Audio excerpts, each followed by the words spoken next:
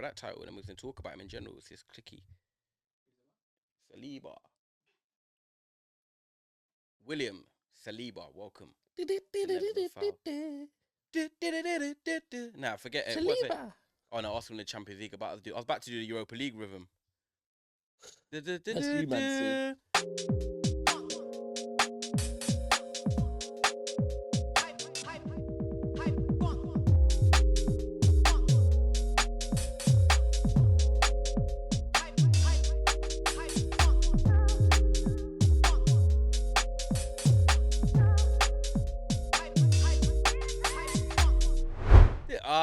Yeah, man said it like that.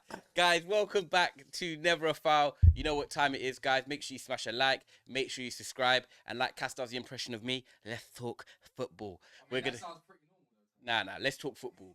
Come on, madam settings, but we've got someone rising from the dead. Mr. Vape, Mr. City, Daps himself. Rodri's back after the international break. Just in time for who? Normal business resumes. For us. No, I had this in. Yeah, this is. Guys, we're here to talk about, obviously, not just the Arsenal-Man City game. We're here to talk about an individual in general, because this guy is becoming one of the best centre-backs in the world, and some are calling him the best centre-back in the world. It's William Saliba of Arsenal. I don't want to just talk on the game, Daps, because obviously we spoke enough on that. But William Saliba in general, remember when he came to the club, he was out on loan. Yeah. Weren't really getting the minutes. Yeah. People were saying, with the Arsenal centre-back situation, he needs to come back in and get a chance.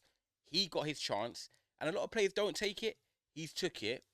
And for me at the moment, this guy is getting better and better and better. Now, people online are saying best centre-back in the world. Some might think it's premature. Some might agree. But where do you stand with the Saliba sort of debate and where this guy's heading at the moment? So it's interesting you talk about when he was out on loan, because I remember when he was out on loan. I remember at that point, it was when Arteta was still very much being questioned by the fan base. Yes. Yeah? Yeah, he was. Because it was before the start of last season. Yep. And everyone's going, what's he doing? Why is he not bringing Saliba back? Saliba needs to come back. And at that point, I remember thinking, and I remember saying to some of my mates, you know what, this is just going to be like one of them other players that you, man, have overrated. He's going to come back to the Premier League. You're going to be gassed off his time in France. And he's just not going to be that good. Yeah. Can you feel like you've seen that storyline like before? So many times with them. And it's almost like, do you know what? Arteta took his time. Yep. Let him have a season. Was it a season maybe? Even? Yeah, it was, yeah. Season over there, cooking. Saint Etienne, yeah. Yeah. Brought him back at the right time. Probably matured enough. And last season, he proved me wrong. Yeah. This season, he's now proving that it isn't a one season. And like, if we're talking on current form, look, for me, when you say things like the best centre-back in the world, right? I think you can't do that off of one season. You can't have that. You can say the best current form, absolutely, right? For me, I'm still going to say Ruben Diaz at the moment in the Premier League, based on the last 3 seasons and what he's done and what he's achieved. And I don't just mean as a team what he's achieved. You've got to remember, his first season, he won Premier League Player of the Season. Yeah. Right? He did. Player of the season, right? But then we have to say, do you know what? If Saliba didn't get injured, and if Arsenal went on and won the league last season, he could have been in a shout for it then, yeah? I don't think he would have, because I think, unfortunately, he wasn't Arsenal's captain, whereas, like, again, when Vinny won it, he was City's captain. Diaz came in the first season, completely changed our defence. So there's that. But for me at the moment, if we're talking current form, I'll use their term, Rolls Royce of a defender. Yeah. Like, I watched Romero in the first season at Tottenham, right? And they were trying to use Rolls Royce Romero. Yep. Yeah. I watched him, and at no point did I think, oh my God, he is a different level centre-back, right? I do watch Saliba and think, this guy's special. He is. I can't really find a flaw in his game. This is the thing, because I'm normally one of them guys on the internet, when I see like best centre back in the world, I'm thinking it is premature. And one thing I always say as well is, like, you've got to back it up. And I agree with you, consistency. When you talk about Van Dijk, and this is another one, I compare the two kind of in my head, because when Liverpool were going through that stage where, yes, I know they only won 1 Premier League, but Van Dijk himself, the aura he had, it was like, attackers just wouldn't want to run at him. 1v1, he would not even make a tackle. He would just make them go another direction. He had that something called the aura. And when I look at defenders now, I even had a list on my phone thinking about there might be other centre backs people think of, but you know, Marquinhos is, you've got your Kim Min Jae at Bayern, you've got Ruben Diaz, you've got Eder Militao, you've got Rafael Varane, who's slowly, obviously, his injuries are impacting him now. But I'm talking about defenders I could In their try prime. and list Skriniar, yeah, even the prime or Not even now. Varane's not now. on that Yeah, I'll list put him now. on the bottom of that Yeah. list. But talking about the Diaz's, Marquinhos, Kim Min Jae, even Marquinhos is on the slide. Yeah. When I look at those defenders that you put in the elite bracket, I'm like, how many of them have that aura that sort of Van Dijk possessed? And I look at Saliba now, and I'm like, you've got that Van Dijk aura where people don't really want to run at you. People don't even want to go like head to head, 1-on-1, because he's already won the battle before the battle was commenced. It's and starting to get into that. It's slowly getting to that. And I think it's a mad way to look at it with Saliba, because like he's not won the Premier League, he's not won any major trophies really at Arsenal, but to come in at 21, I think he was, or 22 when he started at Arsenal last season properly, the level of maturity he's showing, I'm like, wow, this guy is really ready for the real deal. And like you said, I think that loan experience has actually helped him a lot. He's been around the France under 21 squad a lot. What were France under 20? What were the France main team doing? What, 3-4 years ago, winning the World Cup? Yeah, he's got that mentality of a winner, but obviously from the international side, but has not yet done it at the club side. But him as an individual, if I was to sit here now and say, right, would I swap William Saliba at Arsenal for any other centre back in the world? My answer would be no. He is Arsenal. He is the guy for them. And I know there's Ruben Diaz's and Kim Min Jae's, but I rate Ruben Diaz and I rate Kim Min Jae, but I think they suit certain styles. So say, for example, if we were looking at Inter Milan and you said Inter Milan were looking at Saliba or Ruben Diaz, because it's Italy in the way they defend, I actually probably say Ruben Diaz would probably suit Inter Milan more, if that makes sense, in terms of the style, just because it's dogged, heading out clearances. Saliba, for me, is a very good defender coming forward. He reads the game well, but he's not that type of defender I think would be like under the caution, heading everything out. There's different styles to a defender, but he is world class alongside someone like Diaz. Do you know what I'd actually say? And you said as an individual, but I think something that's very important to mention is as a partnership, right? Yeah. And there, what you just said about Ruben Diaz. Well, Ruben Diaz is that type of defender because he's got John Stones next to him. Yeah. He's got Vardy next to him, right? He's got players. He's got, even if you went with the Kanji and if you went with Ake, he's got those round him. So Ruben Diaz does what Ruben Diaz does. Now, if you look at Gabriel, you'd probably say he's a bit more like Ruben Diaz. Yes. So Saliba can be a bit more. Do you think he's underrated? Oh yeah, absolutely. I think the partnership, there's always that the one of the two that will get the praise. Yeah. Right.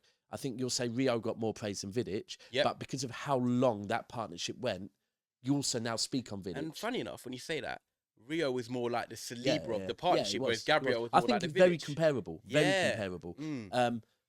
And like City, look, if we go back to City's best defensive season, it was probably in recent years under Pep, it was Stones and Ruben, right? Not last year, it was Stones and Got Ruben. the ball play, got the dogger. And I think Gabriel does also need some flowers as well. Yeah. He really does. Drops, there's no coincidence, by the way, that drops from the first few games of the season. Arsenal looked a bit more wobbly at the back since he's come in. Obviously, they look a bit more secure, and it looks like they all know what they're doing. Yeah, they know their and role. That's the key thing. Last year, we said about this is comparing it to Tottenham even of now. Tottenham fans that are watching this, you're not playing in Europe, but every week you know their team. It's the Pedro Porro, Romero, Van der Ven, Doggy at the moment. Arsenal have gone back to Zinchenko, Gabriel, Saliba, White. Partnerships, consistency, and I know what you're going to do. 100%. Even to the point where yesterday, there was a cross that went in, and funnily enough, like you just said, that sometimes Saliba won't be the player that heads out. A ball came in, and it was Gabriel that jumped with Haaland and maybe just got something on it to knock it out the direction of Haaland. So they know their roles, they know who's doing what, and it's working. I think the next step for him that is interesting, same way at Arsenal, he had to wait to be pulled back. Arteta let him have a full season over there, doing his job, experienced, bided his time, came back, hit the ground running. I think, it's taken him a minute probably to really, like, I know in the World Cup he got a few games for France, but there were the games when they qualified, right? And I think this next 9 months is massive for him. Yeah. Not only because of, what him and Arsenal could achieve in the Premier League as well, but is if he has a solid second year at Arsenal, which so far he is, then France can't ignore that. No, they they can't. can't. He has to go in. Now, I know And he has to start. there's a conversation. Apparently, someone told me that there's a bit of this. Oh no, some French are favouring Konate over Saliba. For me, that's mad. Yeah. Like, and I'm not here. I'm not even slandering Konate. Yeah, He's good, He's but good. you're not Not William Saliba level. And like, I agree. And I but actually... also as a partnership for, by the way, because again, if you look at what Konate offers, what Saliba offers, that's a great partnership as well. That's actually true. That's definitely something to build on, and their age as well. Yeah. And like, even obviously Cassie's even videoing this, and he's discussed it before about, you know, Saliba and generational talent. If I actually have to answer generational talent Saliba, I think he's got everything to be a consistent world-class defender for a long time. And I actually say the best central defender for a period to come, to the point that, sorry, Arsenal fans, you're not going to like this, but he is Real Madrid bound. He has got everything for me to play at Real Madrid in the next few years. I know it's early. He's got his contract, but I look at centre-backs right now across the world, and I look at someone that Real Madrid could say, right, you're going to be the leader. You're going to be the kingpin at the back. He's quick. He's strong. He's good 1v1. He can pass. He can dribble. He can head the ball. When I look at rounded centre-backs and he's calm, he is the type of player that Real Madrid will say in 3 years, I'm coming to get you, and you are going to be the main man at Madrid at the back. And here's how I'll respond to that. Kind of on behalf of Arsenal fans, but also, again, I guess we've got someone that, although he's out of favour in the media right now, everyone says he's going to end up leaving us to go to Real Madrid. I do not believe Saliba will leave Arsenal until he achieves what he wants to achieve at Arsenal, right? However, yes, he's French. He's not an Arsenal fan, right?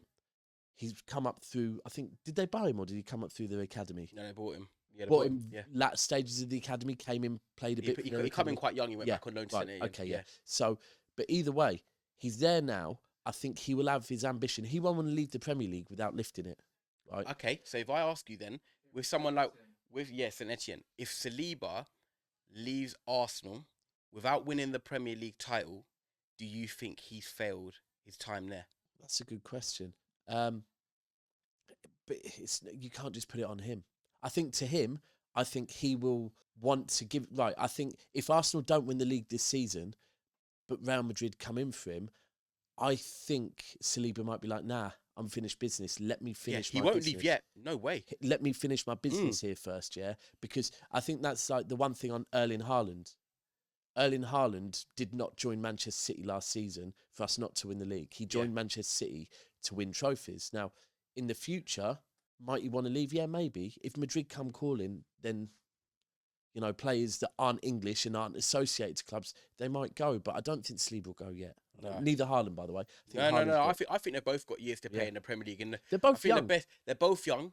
Also, they're not complete yet, but they're... Obviously, Haaland's a goal scorer. I think as a football player, if I looked at the two, forget the position... Obviously, they play different positions. As a footballer, complete, Saliba's the more rounded than what Haaland is as a striker. Haaland's a goal scorer, but he doesn't have everything else to his game, where Saliba has everything to his game as a central defender. But both of them have still got levels to improve. And that's the scary thing. When you look at these players like Haaland and Saliba, they're only going to get better and better. Saliba, this is his second year in the Prem. You're talking about players like Vidic, you know, Van Dijk, Ferdinand. They didn't just come into the Prem and in their first 2 seasons just light it up like he has. Rio, obviously Rio is Rio, and obviously had the drug test as well. Yeah.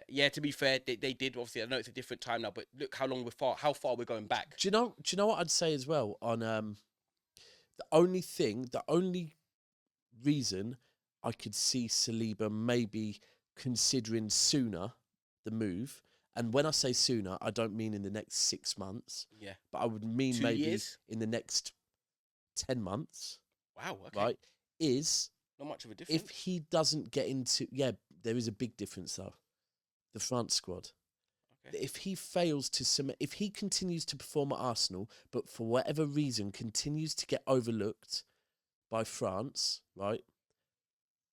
He might think, they're not going to overlook me if I go to Real Madrid. So you think that it may be because he's at Arsenal? As long as he continues to perform at Arsenal, he should get into the France first 11. If he gets into the France first 11, then I think he'll stay at Arsenal until there's a Premier League one at very least, yeah? But if he doesn't get into that France first 11, I think next summer maybe he might think, well, what have I got to do to get into this France 11? Maybe a move to Real Madrid might cemented. Interesting. Okay, my last question on Saliba. Obviously, we know he's going to get better and better. We both think right now in current form, he is probably the best centre back in the world. If we had to talk about William Saliba potentially leaving, do you think he could be £100 million centre back? Right. I do. More than that. Yeah. Do There's you not know? many Do you know what? centre-backs go for that, but it's gotta be. There's a key to that. There's a key to And what's the key to unlocking that the door? key to any question about the value of a player is who wants him, how many teams want him, and how much do they need him. Right? If there is a team this summer, next summer, that desperately need a centre back, that's the missing piece to How much? winning. Oh, well over 100. Yeah, Well over 100. I agree. It's got to be well over 100. I think this guy is everything. And we're going to wrap it there. William Saliba, you've just got to keep doing what you're doing. It's actually good that he's injury-free at the moment. And let's see if Arsenal can really, really mount that serious title challenge with him fit, Declan Rice in there as well, Thomas Partey back, and it's the international break, but there's going to be more to come. Guys, make sure you smash a like on this video. Make sure you subscribe as well. And drop a comment. Do you guys think William Saliba is the best centre-back in the world right now? Let us know.